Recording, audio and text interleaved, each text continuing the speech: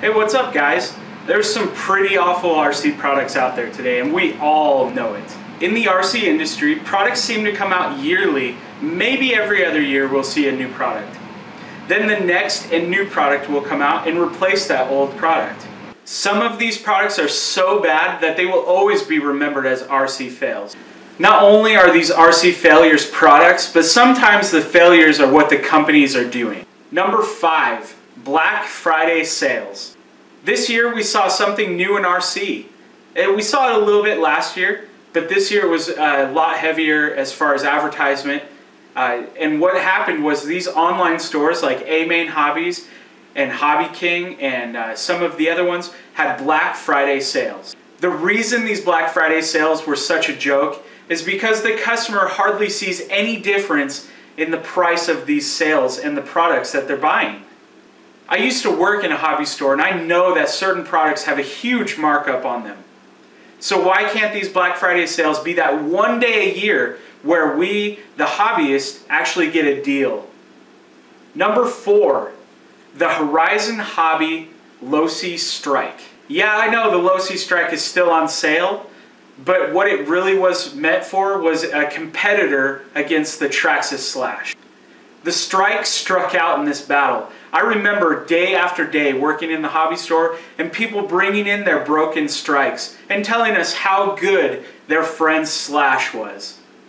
They might have looked like a Slash, but that's all they had going for them. Number 3, Sugar. 2013 saw a major change in track surface. And no, I'm not talking about new carpet or new asphalt for on-road racing. I'm talking about racing an off-road car meant for the dirt on a surface made out of sugar. It all started with the Cactus Classic. And soon after the Cactus Classic, the IFMAR World's warm-up race was a sugared track surface. And then after that, the Roar Nationals was a sugared track surface. And then finally, the last big race of the year was the IFMAR Worlds at the same track on a sugared track surface. And those are just the big races I'm talking about. It also affected a lot of club racing. A lot of local tracks also took note from this sugar and applied it to their own dirt. It creates more expenses for the club racer. Think about having to buy a new set of tires almost every 1 or 2 runs. That's not very cheap, and that's what club racing should be. It should be cheap for the club racer. Number 2, the LowC 22T.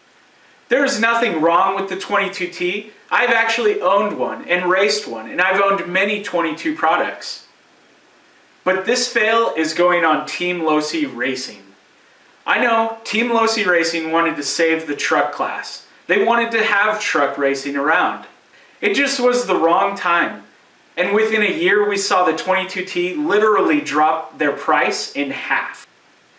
At this time, I probably would go out and try to get one before they're all gone. Number 1, and this is probably the biggest fail of 2013 in my opinion. The RC industry has been in uproar over this D35 17.5 turn Trinity motor that Roar just won't approve. While no one involved in this debate between Roar and Trinity can agree on anything, there is one thing we can agree on, and that this is just not good for the RC industry. Regardless of who is right and wrong in this situation, I think this will change the RC industry for a long time. Well guys, that is just some of the painful failures that I've seen in RC lately. Some of the products and some of the things the companies are doing.